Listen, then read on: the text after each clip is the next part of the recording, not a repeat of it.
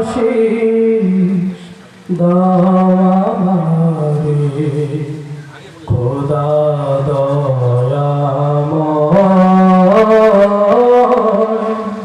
তোমার কালাম জপে জপে মরণ যেন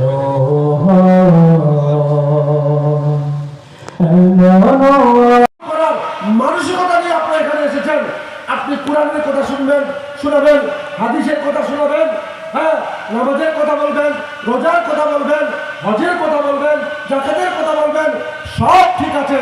কিন্তু এই মানুষটি যখন অসুস্থ হবে তার পাশে গিয়ে আমাদেরকে দাঁড়াতে হবে। এই মানুষটির যখন জ্বর হবে তার পাশে গিয়ে দাঁড়াতে হবে। একজন সদ্য প্রসূত পোয়াতির কাছে আপনাদেরকে যেতে হবে। ওই তুরস্কের দোকান যেমন কিছু খাবার পোয়াতির জন্য কিছু খাবার নিয়ে যেতেন, এমনকি ফুলের তোড়া নিয়ে যেতেন।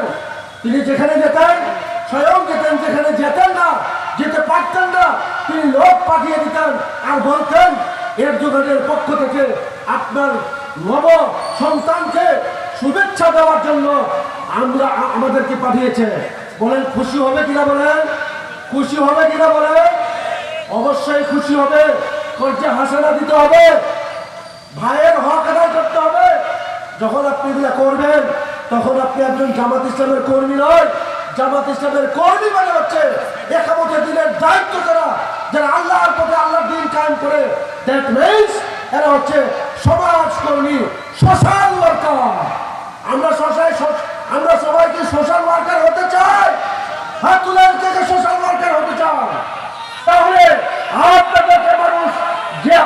আপনাদেরকে মানুষ বন্ধুরা, যে এই মানুষটি শুধু ভোটের কথা বলে না, এই মানুষটি শুধু কোরআনের কথা বলে না, এই মানুষটি আমাদের সোশ্যাল ওয়ার্কার, আমাদের বন্ধু, আমাদের বিপদের বন্ধু। যখন আপনি হতে পারবেন, মানুষ আপনাকে তুলে নেবে, ওই হিমালয়ের উপরে আপনাকে উঠাই দিবে।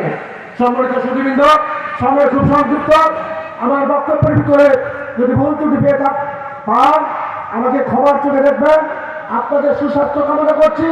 আল্লাহ রাব্বুল আলামিনকে বলতে যে রব, অনেকদিন ধরে আমরা মুক্ত ভাষায় বাতাসে কথা বলতে পারি নাই, অনেকদিন ধরে মুক্ত বাতাসে কথা বলতে পারি নাই। হ্যাঁ রব্বে কারীম, তুমি আমাদের জন্য এই আকাশকে প্রশস্ত করে দাও, জমিনকে প্রশস্ত করে দাও, এই আবহাওয়াকে আমাদের জন্য খোলাসা করে দাও, আমাদের জন্য প্রস্তুত করে দাও। আল্লাহ রাব্বুল আলামিন আমরা আমাদের এই প্রোগ্রামটাকে সাফল্যমণ্ডিত করতে পারি। আল্লাহুম্মা আমিন। আসসালামু আলাইকুম ওয়া রাহমাতুল্লাহি ওয়া বারাকাতুহু।